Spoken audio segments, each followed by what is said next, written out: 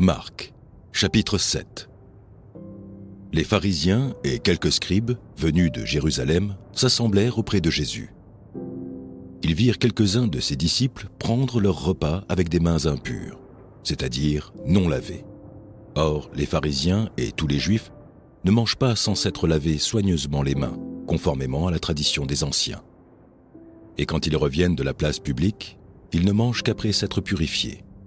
Ils ont encore beaucoup d'autres observances traditionnelles, comme le lavage des coupes, des cruches et des vases d'airain. Et les pharisiens et les scribes lui demandèrent : « Pourquoi tes disciples ne suivent-ils pas la tradition des anciens, mais prennent-ils leur repas avec des mains impures ?»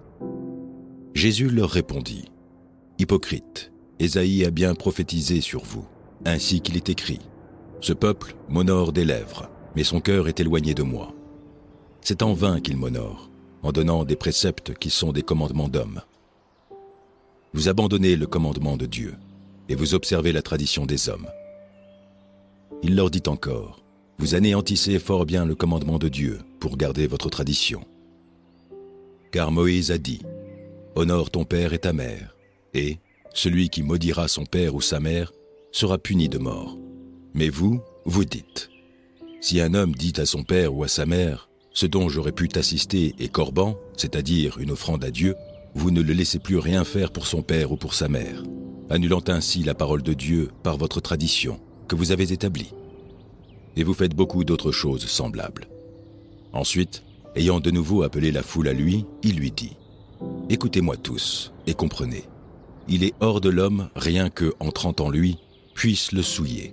Mais ce qui sort de l'homme, c'est ce qui le souille.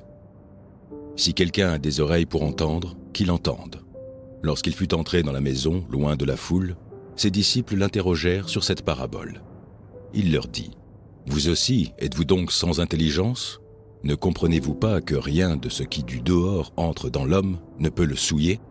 Car cela n'entre pas dans son cœur, mais dans son ventre, puis s'en va dans les lieux secrets qui purifient tous les aliments. » Il dit encore : « Ce qui sort de l'homme, c'est ce qui souille l'homme. Car c'est du dedans, c'est du cœur des hommes que sortent les mauvaises pensées, les adultères, les impudicités, les meurtres, les vols, les cupidités, les méchancetés, la fraude, le dérèglement, le regard envieux, la calomnie, l'orgueil, la folie. Toutes ces choses mauvaises sortent du dedans et souillent l'homme. » Jésus, étant parti de là, s'en alla dans le territoire de Tyr et de Sidon.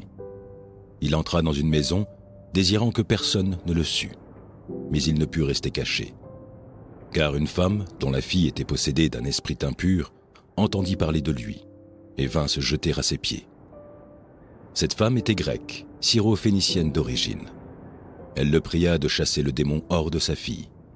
Jésus lui dit : « Laisse d'abord les enfants se rassasier, car il n'est pas bien de prendre le pain des enfants et de le jeter aux petits chiens. »« Oui, Seigneur, » lui répondit-elle, « mais les petits chiens sous la table mangent les miettes des enfants. » Alors il lui dit : « À cause de cette parole, va, le démon est sorti de ta fille. » Et quand elle rentra dans sa maison, elle trouva l'enfant couché sur le lit, le démon étant sorti.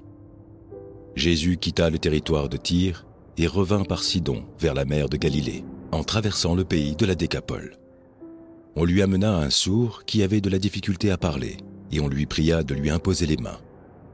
Il le prit à part loin de la foule, lui mit les doigts dans les oreilles et lui toucha la langue avec sa propre salive. Puis, levant les yeux au ciel, il soupira et dit : « Ephphatha », c'est-à-dire « Ouvre-toi ». Aussitôt ses oreilles s'ouvrirent, sa langue se délia et il parla très bien. Jésus leur recommanda de n'en parler à personne, mais plus il le leur recommanda, plus ils le publièrent. Ils étaient dans le plus grand étonnement et disaient : « Il fait tout à merveille, même il fait entendre les sourds et parler les muets. »